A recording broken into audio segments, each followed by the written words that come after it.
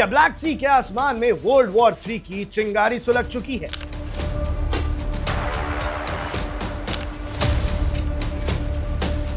क्या Vladimir Putin ने NATO और यूनाइटेड किंगडम को अब तक का सबसे खतरनाक और आखिरी अल्टीमेटम दे दिया है? एक ऐसा मिड एयर कॉन्फ्रंटेशन जिसने दोनों महाशक्तियों को एक भयानक युद्ध के मुहाने पर लाकर खड़ा कर दिया। दर्शकों, आज हम बात कर रहे हैं आसमान में हुई उस हैरतअंगेज और खौफनाक झड़प की जिसने लंदन से लेकर मॉस्को तक सन्नाटा खींच दिया। ब्रिटिश डिफेंस मिनिस्ट्री ने अभी जो खुलासा किया वो पूरी दुनिया को दहलाने के लिए काफी है।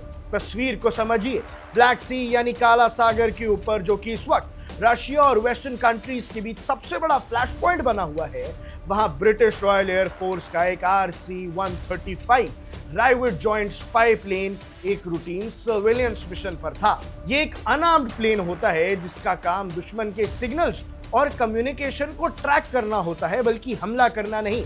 लेकिन अचानक आसमान को चीरते हुए दो रशियन सुखोई फाइटर जेट्स, एक Su-27 और एक Su-35 वहां पहुंचते हैं, और जो उन्होंने किया उसने इंटरनेशनल एयर स्पेस में रेकलेस और क्रेजी कहा जाता है। रशिया के Su फाइटर जेट ने ब्रिटिश स्पाई प्लेन के बिल्कुल आगे उसके नोज के सामने से एक नहीं दो नहीं बल्कि पूरे 6 पासेस लिए, और उन दोनों के बीच दूरी कितनी थी?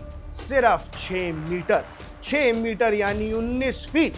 500 मील पर आवर की रफ्तार से उड़ते हुए दो मिलिट्री प्लेन्स अगर इतनी पास आ जाए तो पलक झपकते ही एक कैटास्ट्रोफिक कोलिजन हो सकता है जो सीधा दोनों देशों को युद्ध में धकेल देता। किस्सा यहाँ खत्म नहीं होता। जो दूसरा रशियन जेट था Su-35, वो ब्रिटिश प्लेन के इतनी करीब आया कि उसके जेट वॉश और मैग्नेटिक डिस्ट्रप्शन की वजह से ब्रिटिश स्पाई प्लेन के on board emergency systems activate हो गए।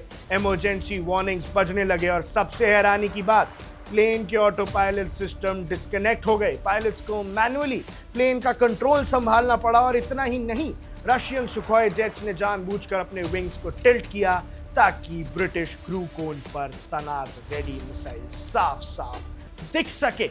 यानी आसमान के अंदर रशिया ने यूके को बुरी तरह से जलील किया है। जलील, ये एक सीधा मैसेज था व्लादिमीर पुतिन की तरफ से कि तुम हमारे बैकयार्ड में हो और हम तुम्हें गिरा देंगे बिना किसी संकोच के।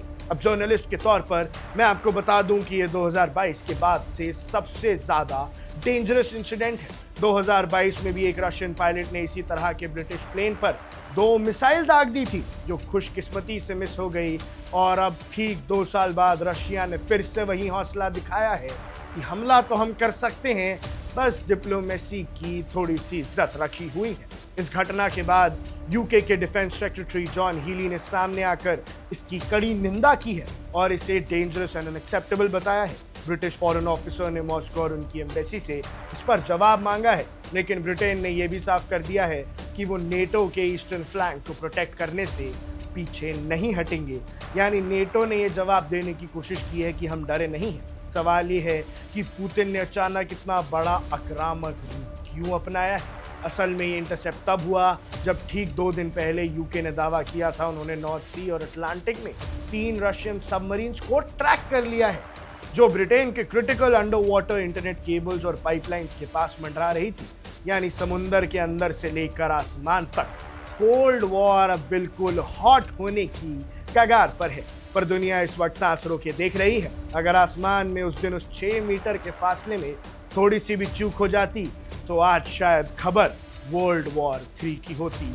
रशिया ने अगर यूके और नेटो का जेट गिरा दिया होता तो भैया दुनिया आज शायद कहीं और ही खड़ी होती। आपको क्या लगता है? आपकी क्या राय है? क्या वर्ल्ड वॉर 3 बहुत जल्द शुरू हो सकती है? हमें कमेंट सेक्शन में जरूर बताइएगा। अब देख रहे हैं वन इंडिया, मैं हूं आकाश Kaushik. Subscribe to One India and never miss an update. Download the One India app now.